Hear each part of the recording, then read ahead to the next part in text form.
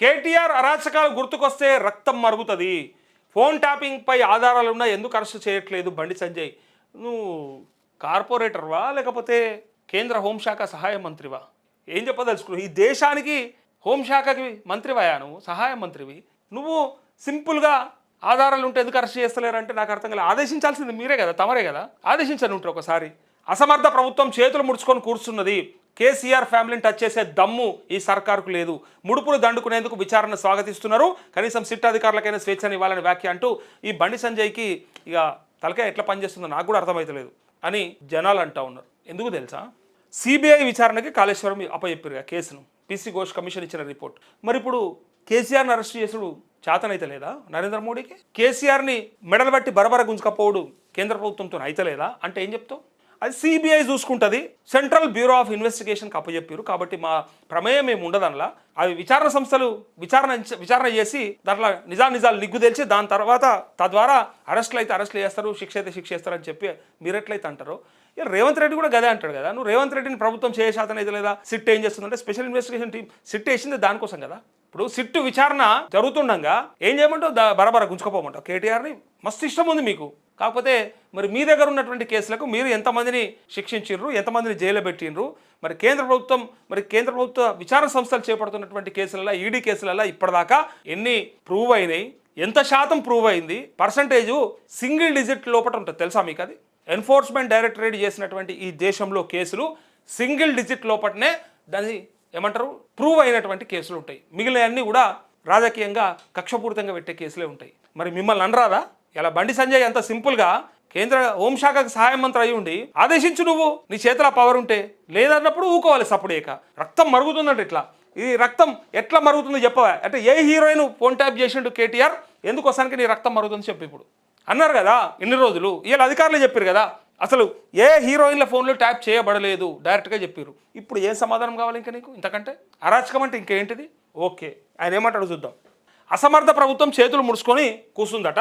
ఈయన ఏమంటాడంటే మరి మీ ప్రభుత్వం ఏం చేస్తుందో ఒకసారి మరి సిబిఐకి ఇచ్చినటువంటి కేసులలో కానీ, ఎన్ఫోర్స్మెంట్ డైరెక్టరేట్ చేస్తున్నటువంటి కేసులలో కానీ, మరి పొంగులేటి శ్రీనివాసరెడ్డి మీద ఐటీ దాడులు చేస్తే ఆయన పైన ఉన్నటువంటి కేసు కానీ మరి ఏం జరుగుతోంది, ఏం చేసిండ్రు, దాని గురించి మాట్లాడేది లేదా, దాని గురించి అడిగేది లేదా? ఇంకేమంటారు చూడండి ఒకసారి. గత బీఆర్ఎస్ ప్రభుత్వ హయాంలో కేటీఆర్ చేసిన అరాచకాలు గుర్తుకొస్తే తన రక్తం మరుగుతుందని కేంద్ర మంత్రి బండి సంజయ్ మండిపడ్డారు. డ్రోన్ ఎగరేశారని అరెస్ట్ చేసి బిడ్డ పెళ్లికి వెళ్లకుండా చేసిన రేవంత్ రెడ్డికి పౌరుషమే లేదని, వీళ్ళు ఎగేసిన కొద్ది వాళ్ళు సీరియస్ అవుతారేమో, వీళ్ళు టెంప్ట్ అవుతారేమో అని అనుకుంటారు. కానీ వీళ్ళు ఎంత ఎగేసినా ఆయన స్ట్రాటజీ ఆయనకు ఉంది. రేవంత్ రెడ్డి స్ట్రాటజీ రేవంత్ రెడ్డికి ఉంది. రేవంత్ రెడ్డి ఎందుకంటే పుసుక్కును అరెస్ట్ చేస్తే మళ్ళీ రేపు పొద్దుగల తెచ్చి అలానే సీట్లో కూర్చోబెట్టినట్టు అది ఆయనకు తెలుసు. అది ఒకవేళ రేవంత్ రెడ్డి కేసీఆర్ని లేదా కేటీఆర్ని హరీష్ని అరెస్ట్ చేస్తే బీఆర్ఎస్కి ప్లస్ చేసినోడు అవుతాడు. అది ఎరుకుండే ఆయన ఆగుతున్నాడు. వీళ్ళదేం తెలుసా?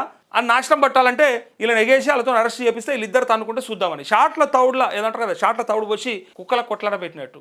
షాట్ల తౌడు పోసి కుక్కల కొట్లాడ పెడతారు చూడు. అట్లా అటు కాంగ్రెస్కు ఇటు బీఆర్ఎస్కు పంచాయతీ పెట్టి వాళ్ళను జైళ్లకు, వీళ్ళు వాళ్ళని పంపాలి, వాళ్ళు వీళ్ళని పంపాలి. ఇద్దరు నాశనం అయితే మేము వచ్చి కూర్చోవాలి. ఇది బండి సంజయ్ పని. ఇద్దరు నాశనం కావాలి, మేము వచ్చి కూర్చోవాలి. వీళ్ళు చేసేటువంటి జిమ్మిక్ ఇది అర్థం కాదు రేవంత్ రెడ్డికి. అందుకే ఇక ఫోన్ ట్యాపింగ్ జరిగిందనడానికి ఆధారాలు, సాక్ష్యాలు పోలీసుల వద్ద ఉన్నాయని, తనకు విచారణకు పిలిచిన సమయంలోనూ ఆధారాలు, సాక్ష్యాలు చూపించారని, అయినా కేసీఆర్ కుటుంబాన్ని ఎందుకు అరెస్టు చేయడం లేదని ఆయన ప్రశ్నించారు. అనేక అవినీతి అక్రమాల అరాచకాలకు పాల్పడినప్పటికీ కేసీఆర్ కుటుంబాన్ని టచ్ చేసే దమ్ము కాంగ్రెస్ ప్రభుత్వానికి లేదని ఎద్దేవా చేశారు. రేవంత్ రెడ్డి ప్రభుత్వానికి పౌరుషం లేదని, చేతులు ముడుచుకొని కూర్చున్నారని అసమర్థ ప్రభుత్వాన్ని మండిపడ్డారు.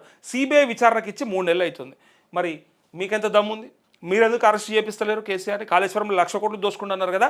మీ మోడీ చెప్పే, మీ నడ్డా చెప్పే, మీ అమిత్ షా చెప్పే కాళేశ్వరం అనేది ఏటీఎం అయిపోయింది, ఎనీ టైం మనీ కింద మారింది కేసీఆర్కి అని చెప్తారు. మరి ఏమైనా మరి ఎందుకో అరెస్ట్ చేస్తలేరు? మీతో అయితలేదా? మీది అసమర్థ ప్రభుత్వం అని చెప్పమంటారా, అనమంటారా అని ప్రజలు అడిగితే వాళ్ళకి సమాధానం చెప్పిగా. ఢిల్లీకి ముడుపుల కోసమే ఫోన్ ట్యాపింగ్ విచారణ పేరుతో సాగదిస్తున్నారని, విచారణ పేరుతో హడావుడి చేసి నప్పుడల్లా ఫామ్ హౌస్ నుంచి ఏఐసీసీకి ముడుపులు వెళ్తున్నాయని ఆరోపించారు. వీళ్ళు చెప్తారైతే ఇక కేసీఆర్ డైరెక్ట్గా సూట్ కేసులు పంపుతున్నాడు ఏఐసీసీకి. ఈయన చెప్తాడు చూసిండు, ఇది ఇట్లా తొంగి చూసిండు. మరి ఇప్పుడు నువ్వు చేసే ఆరోపణలకు మరి సాక్ష్యం ఉందా? చూపిస్తావా? పక్కన కేంద్ర హోంశాఖ సహాయ మంత్రివే కదా, నీ దగ్గర అన్ని ఉండాలి, మరి చేయాలి. మరి సో సిట్ అధికారులకు స్వేచ్ఛ ఇవ్వడం లేదని ప్రభుత్వంలో కొందరు పెద్దల ఆదేశాలకు అనుగుణంగానే విచారణ చేస్తున్నారని విమర్శించారు. ఇప్పటికైనా వారికి స్వేచ్ఛనివ్వాలని సూచించారు. ఫోన్లు ట్యాప్ చేసి కోట్లు దండుకున్నారు. ఫోన్ ట్యాపింగ్ ద్వారా 1,000 కోట్ల లావాదేవీలు జరిగాయని సంజయ్ ఆరోపించారు. అయితే రియల్ ఎస్టేట్ బిల్డర్లు అట్లే వ్యాపారులు సినీ నటులను బెదిరించి కోట్లు దండుకున్నారన్నారు. ఇక్కడ సినీ నటులను మళ్ళా అంటున్నాడు కదా బండి సంజయ్.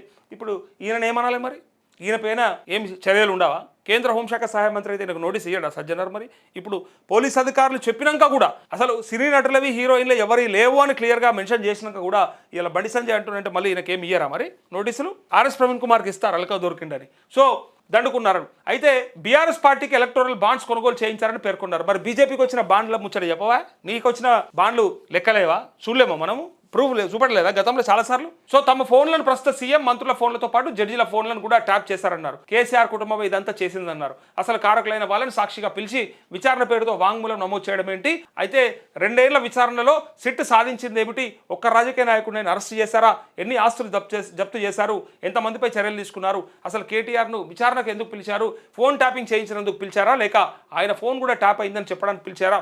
సిరిసిల్ల కేంద్రంగా వార్ రూమ్ ఏర్పాటు చేసి ఫోన్ ట్యాపింగ్ చేశారని నేను చాలాసార్లు చెప్పినా. కేటీఆర్ ఆడింది ఆటగా ఫోన్ ట్యాపింగ్ చేయించి పాలనను కొనసాగించారు. బ్రిటిష్ పాలన తరహాలో పాలన చేశారని మండిపడ్డారు. తనను సిట్ విచారణకు పిలిచి 6 నెలలైందని, మావోయిస్టు జాబితాలో తన నెంబర్ ఉంచి ఫోన్ ట్యాప్ చేశారని పోలీసులే చెప్పారని గుర్తు చేశారంటూ బండి సంజయ్కి మరి మతి ఉండి మాట్లాడుతుండా, మతి లేక మాట్లాడుతుండా అని ప్రజలు అనుకునేలాగా మాట్లాడితే పిచ్చోడు అంటారు, పిచ్చోడు అంటారు. పిచ్చి పిచ్చి మాటలు మాట్లాడితే పిచ్చోడు అంటారని ఇలా ప్రజలు కామెంట్ చేస్తూ ఉన్నారు కింద.